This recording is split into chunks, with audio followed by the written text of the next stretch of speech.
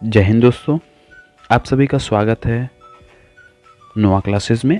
और आज class 10th history chapter 1 the rise of nationalism in Europe part 2 देखने वाले हैं। और पार्ट 1 में एक बार हम लोग देख लेते हैं कि हम लोग ने क्या क्या डिस्कस किया था। तो पार्ट 1 में हमने फ्रेडरिक सरियू की पेंटिंग के बारे में डिस्कस किया था, नेशन स्टेट क्या होते हैं, क्या क्या बदलाव आए फ्रेंच रिवॉल्यूशंस के बाद, इसके साथ साथ कैसे आइडियाज़ ऑफ नेशनलिज्म फ्रांस से पूरे यूरोप में फैला। इसके साथ साथ हमने देखा कि किस तरह से नेपोलियन बोनापार्टे 1799 में फ्रांस में आया, उसने सिविल कोड 1804 को इंट्रोड्यूस कराया। कौन कौन सी सोसाइटी थी यूरोप में, एरिस्टोक्रेट्स क्या था, मिडिल क्लास फैमिली क्या थी, पीसेंट की क्या कंडीशंस थी, और किस तरह से लिबरल नेशनलिज्म आया, उन्होंने क्या क्या किया। ये सारी चीज़ें हमने पार्ट 1 में डिस्कस किया है। इसका लिंक मैं डिस्क्रिप्शन बॉक्स में शेयर कर दूंगा, आप इसको देख सकते हैं। तो आज हम देखेंगे, आज हम कौन कौन से टॉपिक को पढ़ने वाले हैं। तो इस टॉपिक में हम पढ़ेंगे कि किस तरह से रिवॉल्यूशनरीज आए, जीसीपी मज़ानी के बारे में पढ़ेंगे, क्या हुआ एज ऑफ रिवॉल्यूशंस के बारे में पढ़ेंगे कि कौन कौन से रिवॉल्यूशन हुए थे, और रोमांटिज्म के बारे में पढ़ते हैं। तो चलिए वीडियो को स्टार्ट करते हैं। तो सबसे पहला जो वीडियो में हम लोग देखेंगे वो हम पढ़ेंगे रिवॉल्यूशनरी के बारे में। तो रिवॉल्यूशनरी के बारे में अगर हम बात करें तो आपको पता होगा कि जब कंजर्वेटिव सोसाइटीज़ ने के डर के कारण जितने भी रिवॉल्यूशनरीज थे वो अपने आइडियाज़ को स्प्रेड नहीं कर पा रहे थे। क्यों? क्योंकि जो कंजर्वेटिव सोसाइटीज़ थी वो नहीं चाहती थी कि जो आइडियाज़ ऑफ नेशनलिज्म हो वो पूरे यूरोप में फैले। तो इसके कारण जो जितने भी लिबरल नेशनलिज्म्स थे वो कंजर्वेटिव सोसाइटी से खुश नहीं थे। तो उन्होंने क्या किया, आफ्टर 1815 ने उन्होंने क्या किया, अंडरग्राउंड लिबरल नेशनलिज्म ने क्या किया, सीक्रेट सोसाइटी फॉर्म करना शुरू किया। और क्यों वो सीक्रेट सोसाइटी फॉर्म करना चाहते थे? क्योंकि वो मोनार्क का अपोज करते थे। वो नहीं चाहते थे कि जो भी कंट्री रहे मोनार्क रन करे, वो चाहते थे कि कंट्री कैसी हो, इंडिपेंडेंट कंट्री हो। ठीक है, तो इसमें एक बहुत ही महत्वपूर्ण एक व्यक्ति ने योगदान दिया। उस व्यक्ति का नाम क्या था? ज्यूसेप्पे मैत्सिनी। तो इन्होंने क्या क्या योगदान दिया, आइए इनके बारे में हम लोग जानते हैं। तो जो ज्यूसेप्पे मैत्सिनी हैं, इनका जन्म हुआ था जिनोवा में 1807 में, और ये एक इटालियन रिवॉल्यूशनरीज थे। ठीक है, और बेसिकली इनको कार्बोनरी के मेंबर्स भी रहे हैं, जो secret society of the Carbonari उसके मेंबर भी रहे हैं। और इन्होंने 2 सीक्रेट सोसाइटी फॉर्म की, यंग इटली मार्सली में और एक यंग यूरोप बर्ने में। तो ये दोनों सोसाइटी किस लिए थी? इसलिए थी कि कंजर्वेटिज्म को किसी तरह से खत्म किया जाए और लिबरलिज्म को क्या किया गया, प्रमोट किया जाए। तो आपको पता है कि जो जिसेपे मज़ानी थे या जिसेपे मैत्सिनी थे वो किससे बिलोंग करते थे? इटली से बिलोंग करते थे। इसलिए वो चाहते थे कि इटली क्या हो जाए, एक हो जाए। तो ये आइडिया धीरे धीरे यूरोप में फैल रहा था। तो आप देख सकते हैं कि जो केवल जिसेपे मज़ानी ने जो सीक्रेट सोसाइटी 2 बनाई थी वही नहीं, पूरे यूरोप में बहुत सारे सीक्रेट सोसाइटी बनना स्टार्ट हो गया। और वो क्या चाहते थे, जो आइडियाज़ ऑफ नेशनलिज्म हो पूरे वर्ल्ड में फैले, और ये जो कंजर्वेटिव सोसाइटीज़ है इसका क्या हो, दमन हो, या ये पूरी तरह से एबोलिश्ड हो। तो इसके बाद हम देखते हैं कि आखिर हुआ क्या। तो एक नया दौर चालू होता है, एज ऑफ रिवॉल्यूशन। क्यों इसको एज ऑफ रिवॉल्यूशन कहते हैं? क्योंकि इस दौरान यानी 1830 टू 1848 में बहुत सारे रिवॉल्यूशन हुए। ठीक है, और तरह तरह के रिवॉल्यूशंस हुए, और इसका रिजल्ट ये रहा कि जो आइडियाज़ ऑफ नेशनलिज्म हैं वो पूरे यूरोप में धीरे धीरे फैलने लगा। तो हम बात करेंगे कि एज ऑफ रिवॉल्यूशंस में ड्यूरिंग 1830 टू 1848 में बेसिकली 2 रिवॉल्यूशन हुए। एक रिवॉल्यूशंस का नाम क्या है, जुलाई रिवॉल्यूशन, और दूसरे का रिवॉल्यूशंस का नाम क्या है, ग्रीक रिवॉल्यूशन। तो चलिए आइए हम जुलाई रिवॉल्यूशंस के बारे में देखते हैं। आखिर ये जुलाई रिवॉल्यूशन है क्या? तो जुलाई रिवॉल्यूशंस किसके द्वारा स्टार्ट किया गया? जो रिवॉल्यूशनरीज थे। ठीक है, तो उन्होंने क्या किया कि फ्रेंच में जो बर्बन डायनेस्टी कंजर्वेटिव सोसाइटी के द्वारा इंट्रोड्यूस कराया गया था, उसको उन्होंने क्या किया, समाप्त कर दिया। इसके साथ उन्होंने क्या किया, कॉन्स्टिट्यूशनल मोनार्की को स्टैब्लिश किया।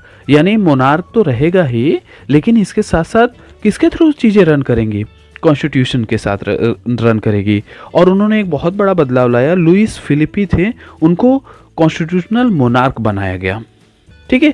तो ये जुलाई रिवॉल्यूशंस का इम्पैक्ट रहा कि जो रिवॉल्यूशनरीज थे उन्होंने क्या क्या बदलाव लाए, ये चीज़ें थी। अब हम बात करते हैं कि इसका इम्पैक्ट बेल्जियम पे पड़ा।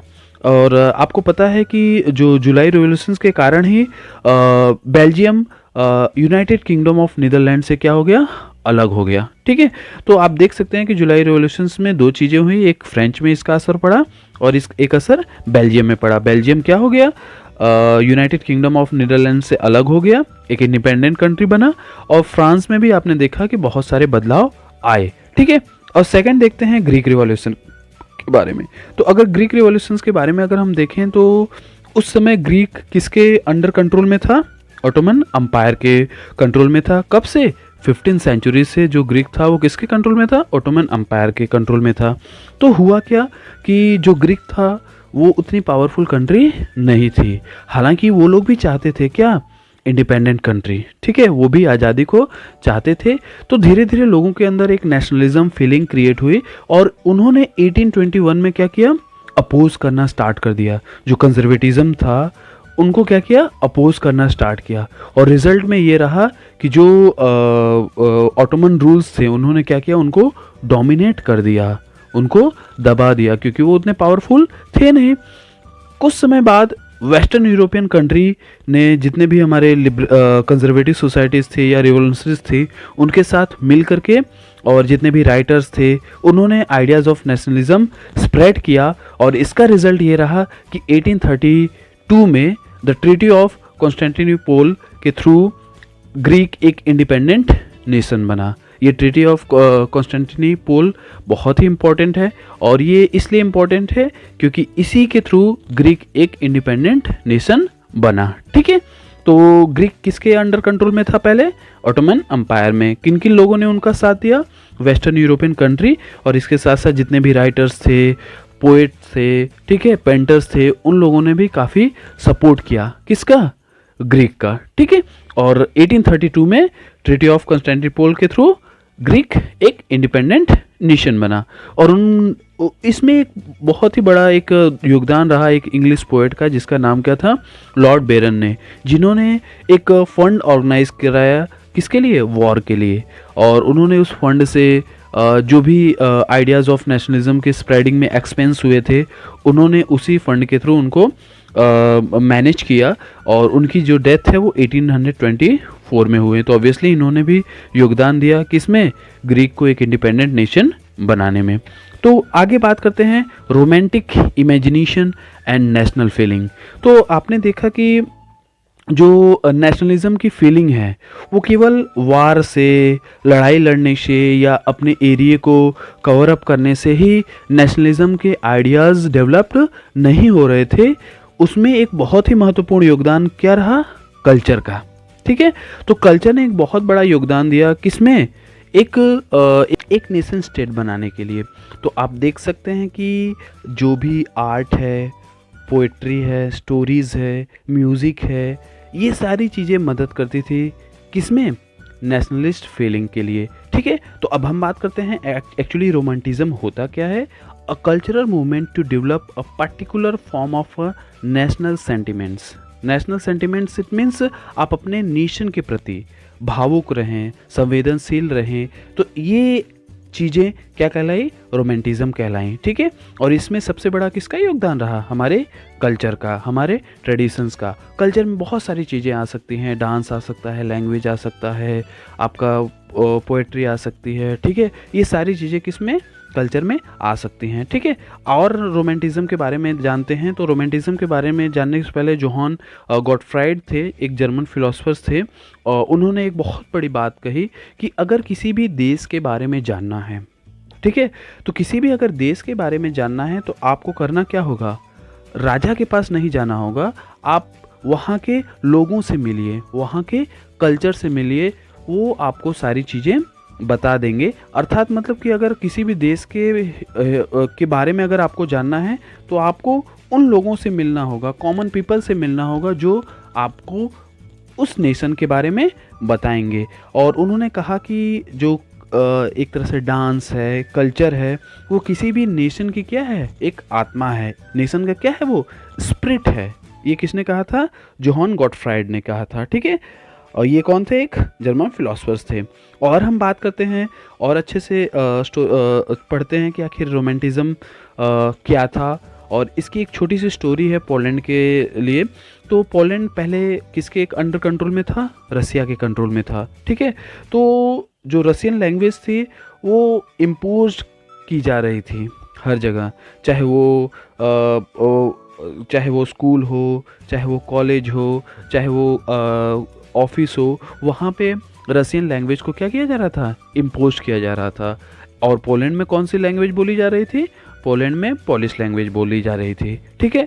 तो रसिया ऑब्वियसली पावरफुल था, तो वो क्या करता था? पोलैंड के जितने भी रिवॉल्यूशनरीज थे उनको क्या करता था? डोमिनेट कर देता था। लेकिन जब रसिया ने कंप्लीटली पोलिश लैंग्वेज को क्या किया? बैन कर दिया और रसियन लैंग्वेज को हर जगह चलाने लगा। लेकिन पोलैंड ने क्या किया? लैंग्वेज को वीपन बनाया। जो उनकी पोलिश लैंग्वेज थी उसको वीपन बना करके उन्होंने क्या किया? कंप्लीटली इंडिपेंडेंट नेशन बना। कौन? पोलैंड। तो ये जो आइडिया ऑफ नेशनलिज्म है, वो लैंग्वेज है, वहाँ का कल्चर है, वहाँ का डांस है, तो ये सारी चीज़ें कहीं ना कहीं किसी भी कंट्री को क्या करती है? अनटाइट करती हैं, एक दूसरे से बात के रखती हैं, ठीक है। तो ये रोमांटिज़म का अर्थ हुआ, ठीक है। तो इस वीडियो में हम इतना ही देखेंगे, और हमें इस वीडियो में यानी पार्ट 2 में बहुत इम्पॉर्टेंट क्वेश्चंस एग्ज़ाम से रिलेटेड हैं। जैसे आपसे पूछ सकते हैं कि what do you mean by July revolutions, what happened in July revolutions, what was the Greek revolutions, what do you mean by romanticism, okay, who was the Giuseppe Mazzani, okay. So all these questions will come from this video. So I hope you like that video. So obviously you need to subscribe, like and share. So thank you and Jai Hind.